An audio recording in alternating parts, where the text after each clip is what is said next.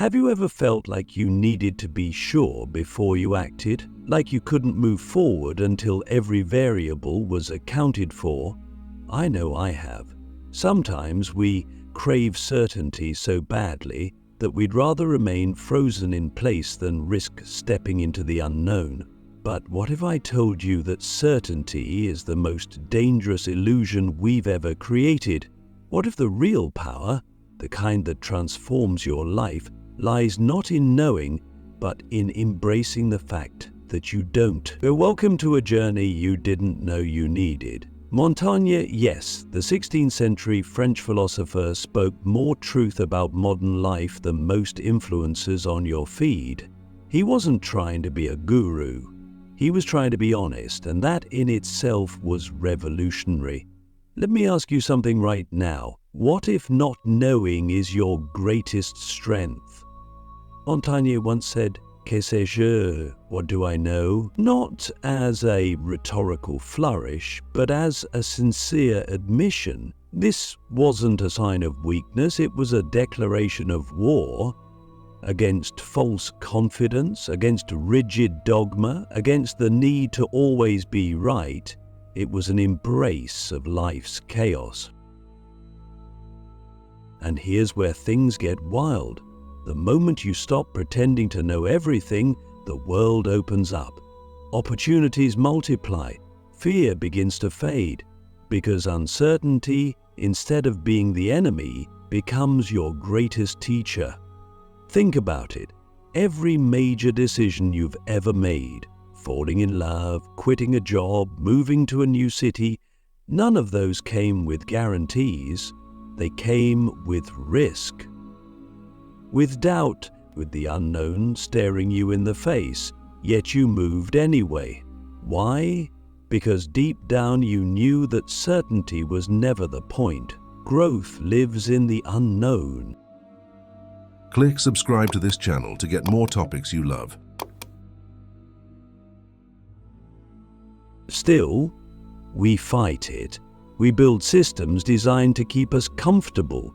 Schools teach us to memorize, not to question. Algorithms feed us content that confirms our beliefs. We build echo chambers because the sound of our own voice feels safer than the silence of not knowing. But ask yourself, have you ever grown from being right all the time? Or did you grow the most when you were wrong and brave enough to admit it? That's the Montaigne mindset. He didn't write to impress, he wrote to explore. His essays are like conversations with himself, raw, uncertain, alive. He questioned everything, especially himself. And in doing so, he created space for the kind of reflection that could actually lead to wisdom. Imagine if we did the same. Now, rewind to your earliest memories of school. Remember how terrifying it felt to raise your hand and say, "I don't know." We were taught that ignorance is shameful, that not having the answer is failure. But Montaigne flips that logic on its head. Ignorance to him was the beginning of wisdom, because if you already know everything, how can you learn anything new? Let's get real for a minute. Most of the time we pretend to be sure because we're scared. Scared of looking stupid, scared of being judged, scared that if we don't assert ourselves, we'll vanish.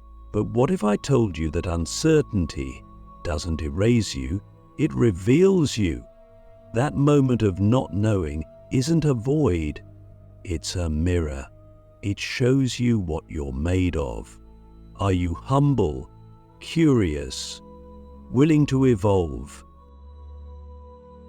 Or are you clinging to certainty like a lifeboat even if it's taking you nowhere? Let's play with this idea. Picture a cat. Yeah, a cat. You're probably wondering, what does this have to do with Montaigne and uncertainty? Stay with me. A cat senses danger before you do. It freezes, ears twitching, eyes wide. You look around confused. There's nothing there, until suddenly there is. A sound, a shadow, something you didn't notice. The cat in its silence was not certain, but it was alert, aware, responsive to the unknown. That's what Montaigne wants for us, to be like the cat, comfortable in the presence of mystery, sharp, questioning, alive. So here's a real question for you. When was the last time you really listened to your uncertainty? Not just tolerated it, but treated it like a wise elder with something urgent to say. Our culture tells us to hustle harder, to grind, to build 5-year plans. But Montaigne would say, pause, reflect, doubt. Because when you do, you make room for the kind of insight that can't be rushed. Let's say you're standing at a crossroads in life. Career, relationship, identity. One path feels safe. The other feels unknown. Society will scream at you to choose the safe route. But Montaigne would whisper, go where your questions lead you. There's a kind of surrender in that, but not the weak kind. It's the powerful surrender of someone who knows that control is an illusion, that trying to predict life is like trying to bottle the wind. You can't. And yet, that doesn't mean you're lost. It means you're free.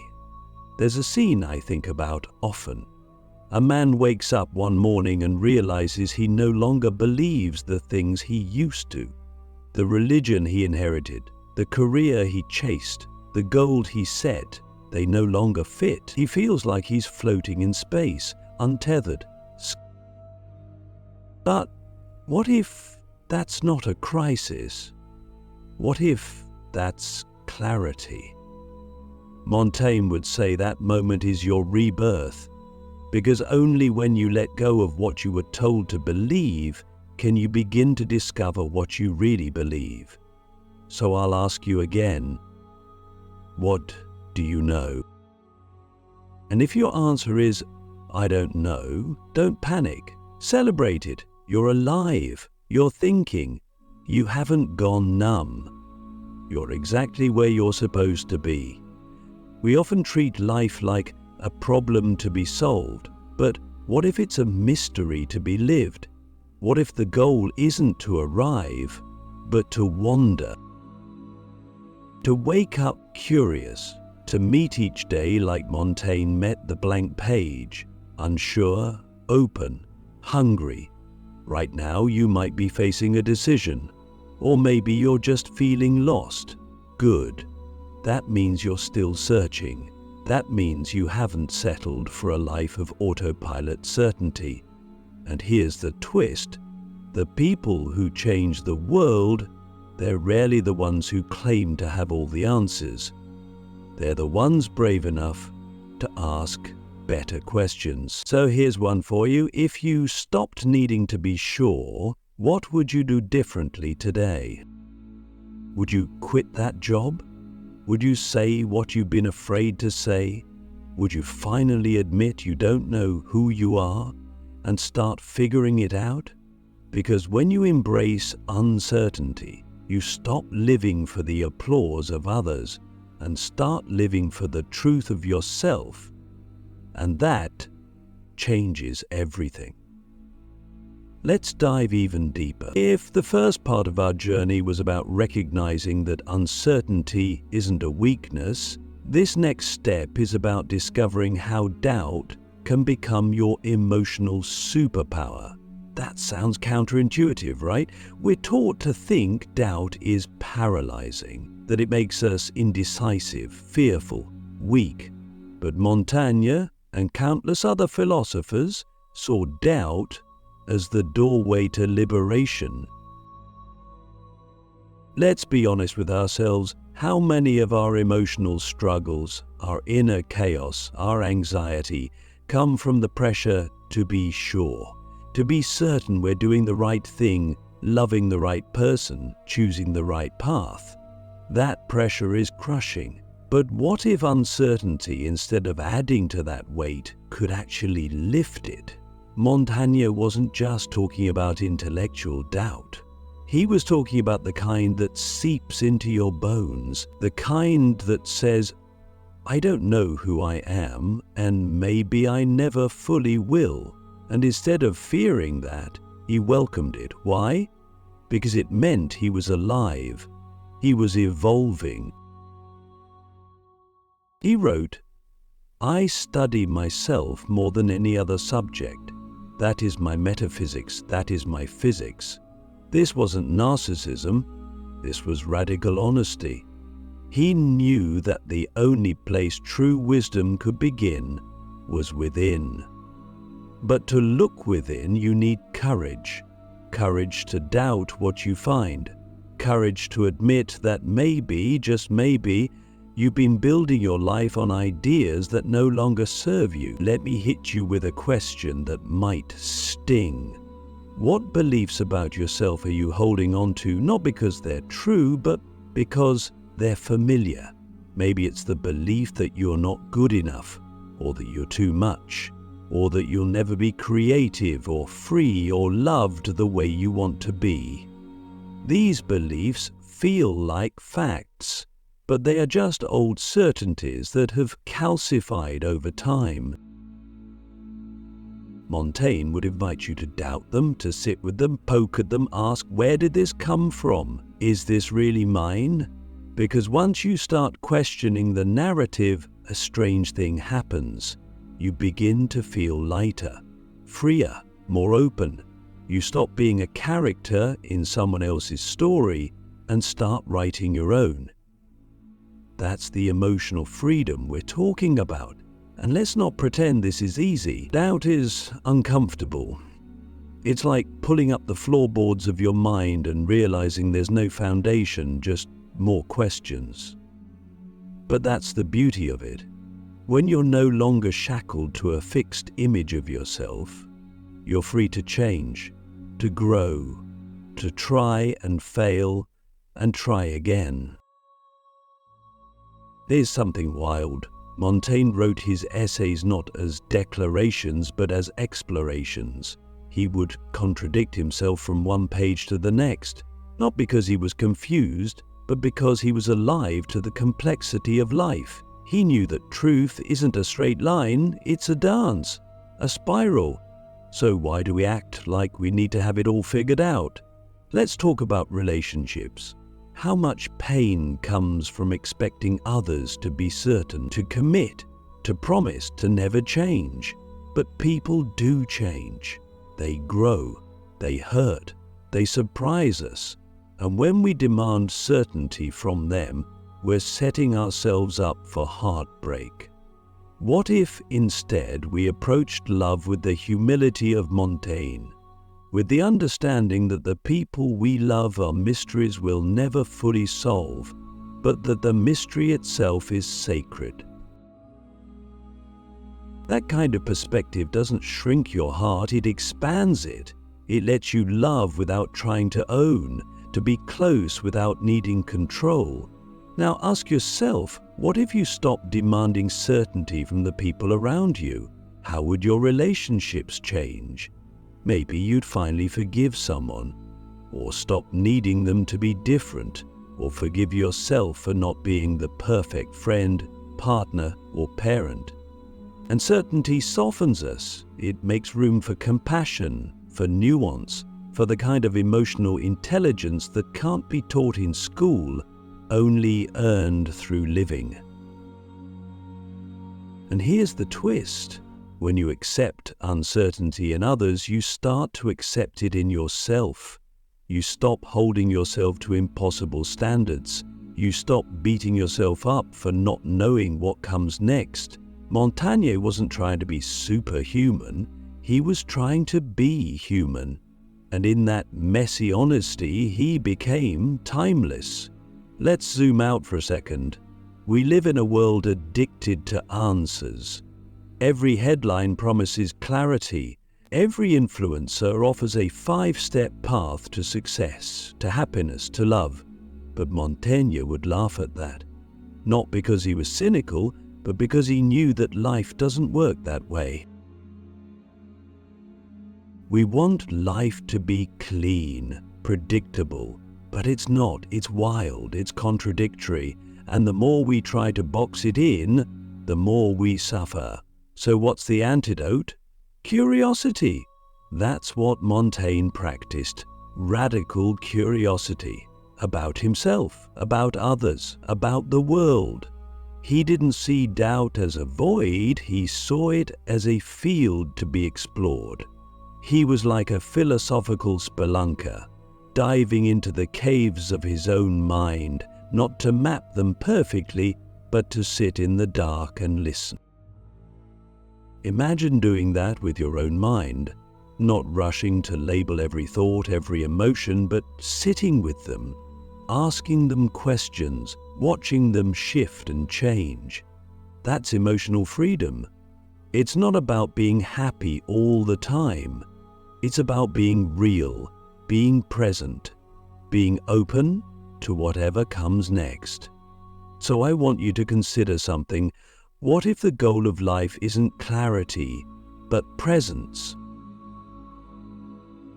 To be here now, with all the contradictions, all the doubts, all the unanswerable questions. That's where Montaigne lived. That's where transformation happens. And here's the thing, the more comfortable you become with uncertainty, the more powerful you become, because then you're not thrown off by change. You're not devastated when things don't go as planned. You're adaptable, you're resilient, or alive. You stop needing the world to make sense and start making meaning out of the mess. So let's recap what Montaigne is really teaching us. Doubt isn't the enemy, it's the beginning. Emotional freedom comes not from control, but from surrender. You are not fixed, you are fluid. Other people are not puzzles to solve, they're mysteries to cherish. Life won't give you answers, but it will give you questions that shape your soul. And now, I want to leave you with one final question before we continue. If you no longer feared uncertainty, what kind of life would you create? Would you take the leap? Would you speak your truth?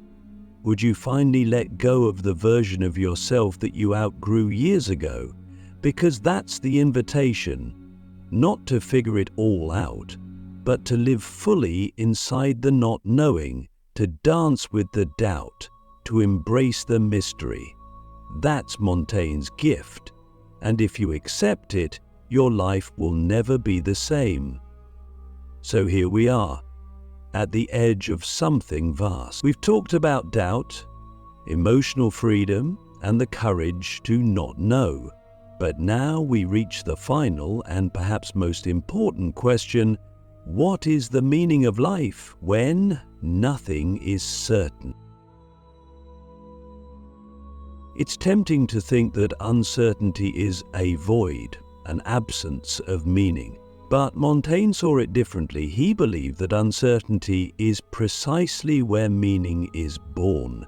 That meaning isn't something we discover like buried treasure. It's something we create moment by moment through how we respond to the unknown. Let that land for a second. Meaning is not found, it is made. And it's made in the cracks, not the certainties. It's made when we lose someone we love and still choose to love again. It's made when we fail and try again. When we step into the dark with no map and move anyway. Uncertainty isn't the enemy of purpose, it's the forge that shapes it. Montaigne lived in a time of war, plague, political chaos. He knew instability intimately, and yet he found peace not by resisting the chaos, but by befriending it. He wrote essays not to explain life, but to taste it, to feel its texture, its contradictions, its wonder. This is the final insight. Life isn't a problem to solve, but an experience to embrace. When we stop demanding that life make sense, we begin to sense its beauty in the quiet moments, in the questions that never get answered, in the way a cat stares out the window, alert, open, still. So let me ask you, one last time, what would it mean to live without needing to know? Would you laugh more, worry less? Would you finally let go of the pressure to prove yourself and just be? Because here's the secret Montaigne gives us: the more we accept uncertainty, the more alive we become. Not perfect, not enlightened, just real, grounded, human. And maybe, just maybe, that's enough. Thank you for walking through the unknown with me. Now, go live your questions.